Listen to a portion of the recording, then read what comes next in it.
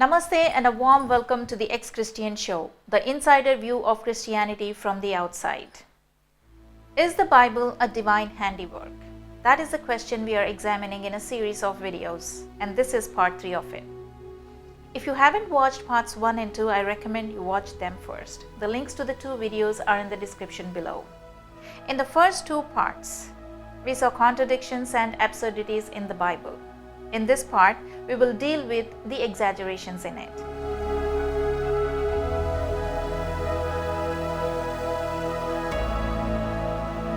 A Tanakh is a Jewish scripture which the Christians borrowed to build their own religion on and renamed it as the Old Testament. And I prefer using the word Tanakh for the Old Testament going forward. The Bible obsesses over unimportant details like how many males returned from an exile, or how many of them were slaves and how many masters, or of the total number of sacrificed animals, how many were goats over the age of 1 year, or how many bulls over 1 year. But strangely, it glosses over the more important questions like how salvation is attained. It gives 2 contradictory messages in that regard. Another strange aspect is that even in the case of a very large number, say something like in the hundreds of thousands, the Bible insists on using so-called exact numbers instead of approximations as we ordinarily do. Why would we need exact numbers to report factual events? We usually round off a number, right? Now let me give you an example. In the biblical book of Exodus chapter 38 in verse 26, the Bible reports that the number of men above the age of 20 that were rescued out of slavery in Egypt was 603,550. One would wonder how many people were involved in taking the census and for how many days. Now, if you did not know, there's a whole book in the Bible that is dedicated to this aspect. It's called the Book of Numbers. In chapter 3 of this book, the Israelite God commands Moses to count the number of people in his family by age group. Moses arrives at a figure of 22,273 firstborn males, a month old or more. What is the sanctity of such exactitude? You know, the Bible is dead silent about how Jesus lived his adolescence and his adulthood. And Christians defend this silence, saying the all-intelligent God dropped it from the Bible because it's too trivial to the central message of Christianity. Trivial? How the alleged Savior of mankind lived in this realm is trivial? The believers are expected to fashion their lives after him. His youthhood would have been a model for youngsters, right? Now, this fact is nothing compared to the next example I'm going to give. This must be the most eccentric account in the entire Tanakh. It's in the book called Ezra.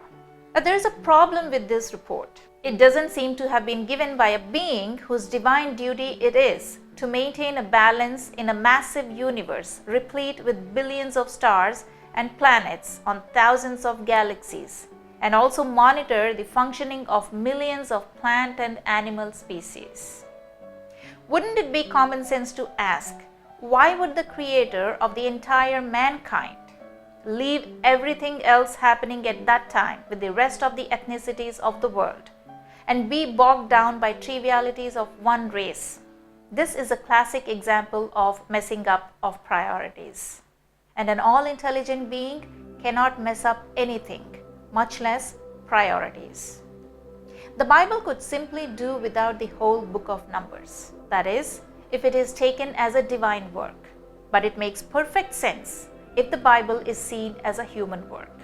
Now, Judah, the nation of the early Jews, was destroyed by the Babylonians in 586 BCE, and Judeans were exiled to Babylon. 50 years later, in 539 BCE, Babylon was conquered by Persians. The Persian king Cyrus sent the exiles home. Some exiles availed the opportunity to leave and some did not. Cyrus retained Judah as a Persian province and made Ezra the governor of the province. Ezra was also a scribe and a priest and a prophet. He is the author of this report. So why did Ezra think it necessary to report the numbers in such great detail? Note that Ezra's primary goal was to reinstate the Jewish commonwealth as a theocracy. An exact head count of who returned from the exile was necessary for political and administrative purposes. This did not require divine direction. As a matter of fact, a divine being would have no business of reporting the numbers in a minutely detailed manner.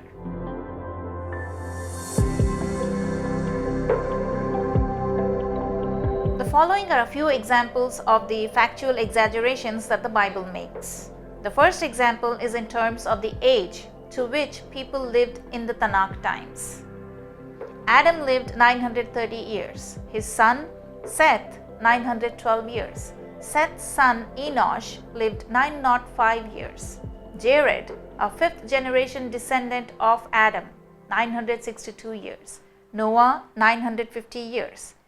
And the oldest person reported by the Bible is Methuselah, who lived 969 years. These are all specific numbers and not round numbers. Now, there is a problem with these numbers. A controlled study conducted on the length of life in the ancient world reports that even with all the modern medical treatments and nutrition that we have today, the vast majority of people do not live 200 years. In light of that study, the age up to which these biblical people lived is truly an exaggeration. The question then is, why did the Bible lie? Well, the biblical authors did not think they were lying. All the Mediterranean cultures that subscribed to the flood theory believed that before the flood, the earth was covered by a canopy that enabled humans to live longer lives, and that the flood destroyed the canopy, reducing the lifespan as a punishment. A long earthly life was perceived to be a blessing for having pleased their respective deities. It was no different for the ancient Jews, who incorporated the pagan stories into their own narrative. If we take the Bible to be the handiwork of an intelligent divine being, we have a problem. The being would know that the earth had no such age-extending canopy over it during any time of its existence. For the Bible to say it had, either the inspirer of those passages was not all-knowing, or he was all-knowing and divine, but these passages were not his work. Either way, the writings are not divinely inspired. The second example is with regard to the numbers of people the Israelites had killed in wars. Now I have 5 of the most exaggerated accounts. Exaggeration 1. Samson killed 1,000 men in a single day with the jawbone of a donkey. That would mean killing 42 people an hour. For killings to happen in that manner, the enemies would have to queue up and come to get stabbed one by one. Let's say Yahweh blocked the enemy's mind from functioning and the enemies did queue up. The question then would be, what is the need for a jawbone? Samson could have punched in the air in his sleep and the enemies would have fallen dead wherever they were. The Tanakh writers were writing for posterity and they needed to elevate the heroes of the Jewish nation, and this was how they did it. Exaggeration 2. There were 700 men in the Israelite tribal army who could sling a stone at a hare and not miss it. This has to be wishful thinking and not a historical truth, because if there were 700 such people in Israel's army, why would David have to rely on pagan army to win him wars? Now understand that pagans were the very people whom David's God, Yahweh, put to death for being pagan. Exaggeration number 3. The Israelites killed 100,000 Syrians in one day. The Battle of Somme, fought for 141 days during World War I, is known for its largest number of casualties in one day, and this stands at 57,000. The Battle of Stalingrad, fought for 6 months during World War II, claimed a total of 1,971,000 lives, making it an average of 10,950 deaths a day. Both these wars were fought in the 20th century, when there was more population in the world and where strikes were made by air, land and sea, with weapons like tanks, cannons, machine guns, which were much more advanced than what Israelites may have used to kill Syrians. In light of this historical truth, the biblical report of killing of 100,000 people in one day can only be an exaggeration. Now, exaggeration number 4. A city wall collapsed and killed 27,000 people. This has to be the most ridiculous account of all the killing accounts in the Tanakh.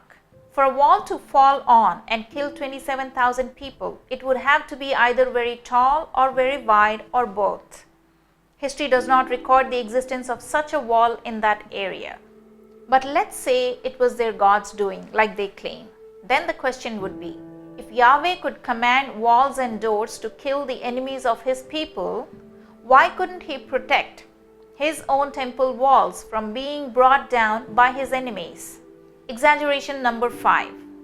This one has to be the most blatant one. It is a killing of 185,000 Assyrians in one night by an angel of Yahweh. If angels were fighting the Assyrians on behalf of the Israelites, where were these angels when the Jerusalem temple was being destroyed? Twice. Where were these angels when the Jewish temple state of Judah, the very epicenter of the religion of the God of the universe, was being reduced to a vassal kingdom? Now, the third example is in terms of the number of animal sacrifices. The story goes something like this. The third Jewish king, Solomon, builds the first Jewish temple. On the occasion of its dedication, Solomon organizes a feast of dedication wherein he is reported to have sacrificed 142,000 animals. The only thing the Bible mentions is that the feast went on for 7 days and the crowds were dispersed on the 8th day. Now, Christianity does not see a problem with this report. It is argued that the sacrificing event went on for more than 1 day, probably 7 days, and that it was a collective sacrifice of all the Israelites and not just Solomon's. One thing is clear with this justification, and that is, even Christians find the sacrifice of 142,000 animals on one day by one person implausible. That's why the need to justify it. Well, there's no reason to believe that the sacrifices were carried on for more than 1 day, because the religious mandate for sacrifices on any Jewish festival, whether Passover or any other, is that sacrifices be made on the eve of the occasion, followed by a 7-day feast. Next, were all the 142,000 animals sacrificed by Solomon alone? Now, to answer this question, we will need to look into the reference itself. The reference is in the book of 1 Kings chapter 8, verses 61 through 66. And I'm reading from the Orthodox Study Bible.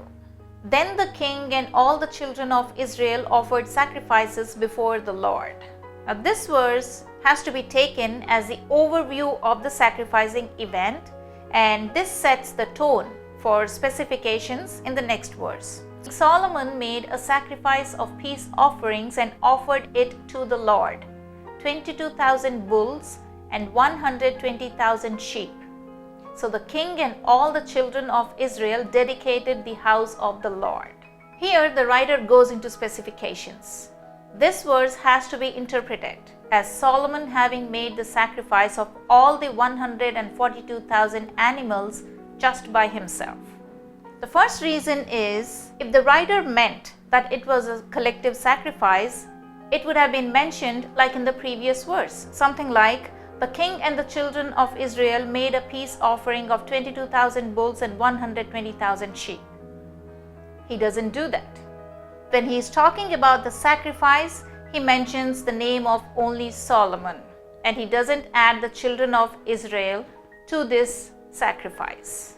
The second reason is, in general, as I already mentioned, the focus of the Tanakh writers was to always elevate the heroes of their race. Solomon is the hero of this part of the text, and this was one of their opportunities to brag about his might. Speaking of the sacrifice in collective terms would not achieve their purpose. Thirdly, This was a very important celebration. Presumably, the entire Jewish community attended it and offered sacrifices. By that measure, 142,000 animals is a small figure for a collective sacrifice of both a mighty king and his numerous people. Therefore, the figure specified here has to be understood as Solomon's individual sacrifice. Now, verse 63 reads, "On that day, the king consecrated the middle of the court that was in front of the house of the Lord. There he offered the burnt offering, grain offerings, and the fat of the peace offerings, because the bronze altar that was before the Lord was too small to receive the burnt offerings and the peace offerings." Now, the phrase "on that day" here means on the day the massive sacrifice was made and the temple was dedicated. This means that the sacrifice was made all in one day. Now, verse 64 reads, "On that day Solomon made a feast, and all Israel was with him, a great assembly from the entrance of Hamath to the river of Egypt, before the Lord our God. In the house he built, eating, drinking, and rejoicing before the Lord our God for 7 days." Verse 66, "On the 8th day he sent the people away and blessed them." Not just the critics, but also modern translations of the Bible have recognized the implausibility of Solomon alone making such a massive sacrifice on one day. So how did they overcome that? They did what they always did. They forged by adding the words 7 days and even 14 days. This version in modern translations reads, "At that time," note here that it doesn't say "on that day," it says "at that time Solomon held a feast for all Israel, a great congregation from the entry of Lobo Hamath to the brook of Egypt, before the Lord our God. 7 days and another 7 days, a total of 14 days." But then, the very next verse poses a problem to this addition, exposing the fraud of later translations. In all the translations, without exception, this verse reads, "On the 8th day, he sent the people away and blessed them." Do you see the problem? In light of this piece of internal evidence, this verse has to be understood as 142,000 animals sacrificed in one day, followed by only 7 days feast. Interestingly, of the 53 different English versions of the Bible found online, just 13 versions mention the duration of the dedication event as 7, and the rest report it as a 14-day event. Now, the Septuagint and the Masoretic text mention it as a 7-day dedication event. I have spelled out in my earlier videos what the Septuagint and the Masoretic text are, but let me repeat it here. The Septuagint is the earliest extant Greek translation of the Tanakh from the original Hebrew, made for the Jewish community in Egypt when Greek was the common language throughout the region. This was also followed by the early church. The Masoretic text, on the other hand, refers to the authoritative version of the Hebrew Bible, used universally by Jews today. The Orthodox Study Bible that I refer to here is close to the Masoretic text. Now, why does a person exaggerate? It is either for bragging, or to create buzz around an otherwise mundane event, or simply to cheat. Whatever the motive, the need to exaggerate arises from the intense feeling of inferiority complex and insecurity by the person making it. It indicates irrationality and stupidity. Irrationality because he lacks the capacity to estimate scopes, magnitudes, extent of things he is reporting, and stupidity because he thinks he can get away exaggerating. Do the biblical authors fit the bill? Yes, they do. From Jewish history, both in the Tanakh and from the sources outside the Tanakh, we can see that the Jews were relatively a powerless race who consistently lost wars with mighty nations and were often taken away as war captives or were exiled. But their aspirations were sky high. They aspired to establish their theocracy in the region. The Jewish priests and prophets were the leaders of the theocratic movement. Now, all these numbers make perfect sense if read in the historical context. They don't cease to be exaggerations, but they at least can be justified, and the God of the Bible can be absolved of lying and boasting. The Tanakh writers certainly knew that they were writing for themselves and not for the whole world. They had no clue that their religio-political anthology that they were compiling for use by their own race would one day be stolen and corrupted by another fringe group to build their own cult that would eventually become a world religion. They had no clue that their chosen deity, Yahweh, would be forced down the throats of the people of the whole world by this another cult group. This overarching view can be summed up in the poignant words of Lloyd Gaston, an eminent theologian of the early 1900s. The Christian Old Testament was preserved for the church at the cost of stealing from Israel its scriptures, its God, its name and election, and the principle of antithesis was written into central Christian affirmations. A divine being neither has the need to boast or to create buzz about his own might, nor does he suffer from inferiority complex and insecurity. Now, he created scopes and magnitudes, and therefore he wouldn't err in estimating them. Hence, there is no doubt that these parts of the Bible were purely a figment of primitive and irrational human imagination, stemming out of the need to portray a false might. This makes the Bible human, and all claims to its divine origin must be rejected. Thank you all for watching. I will see you in another episode. Until then, happy researching. Namaste.